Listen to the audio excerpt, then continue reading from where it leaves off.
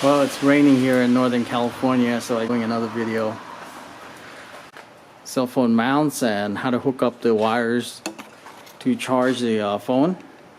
A little bit about phone mounts, the way I did it. What I did is I bought this part, this Harley handlebar mount.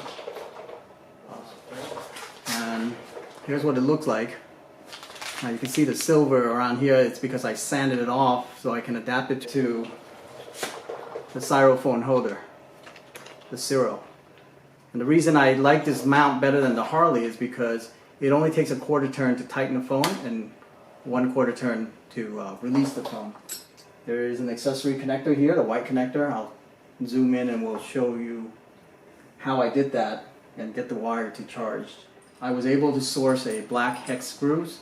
It's an SAE US thread that came with the kit that was used to mount the Zumo.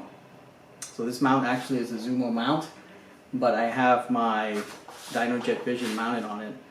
But the Zumo mount had extra sets of black screws, so that's what I used to mount instead of these silver hardware screws. And I'm mounting it on the right, so the first thing you want to do is remove these two Torx screws. They are T27.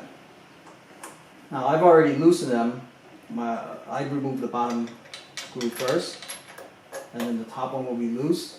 The actual brake can drop off as soon as you loosen the bolts here, the T27 bolts. Let's remove this. There it is.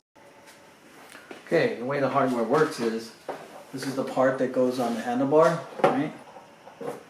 This will go like this.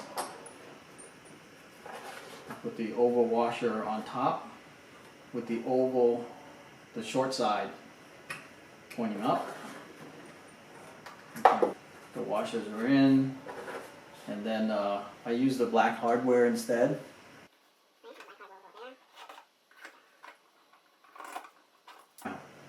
This is designed obviously for the Harley Davidson phone mount, which I didn't like, so to adapt it to the Ciro phone mount, I just basically filed 1/32/132 of an inch.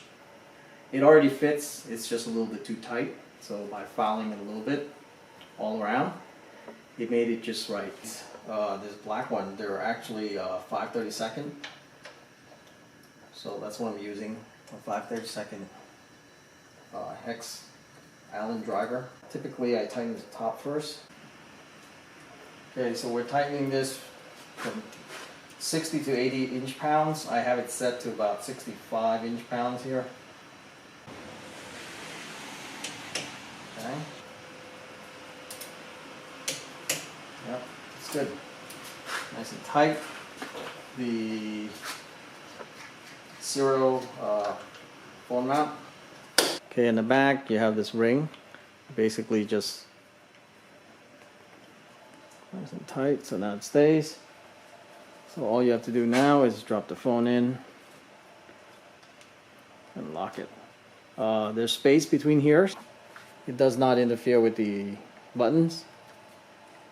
Okay, and you can also turn the phone away too. Next we'll do the electrical wiring. We'll have to remove the headlight. Just remove the Phillips down here. Okay.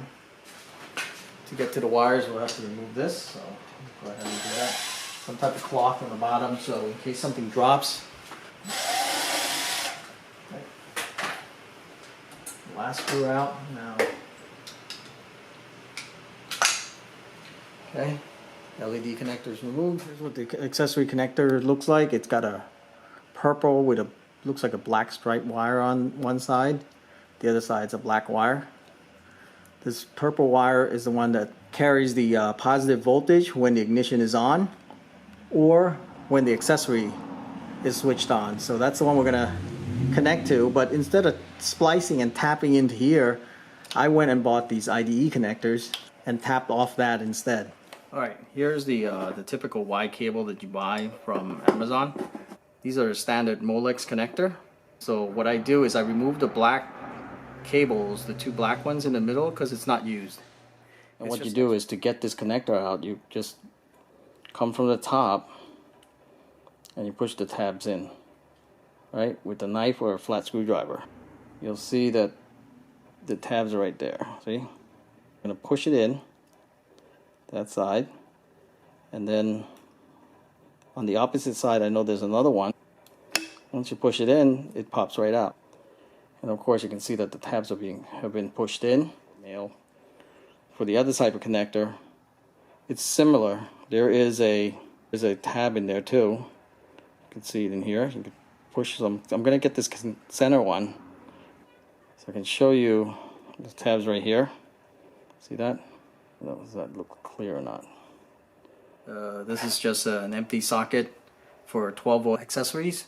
Right? You can get this from Amazon. I'll include the link below. Here we can splice this.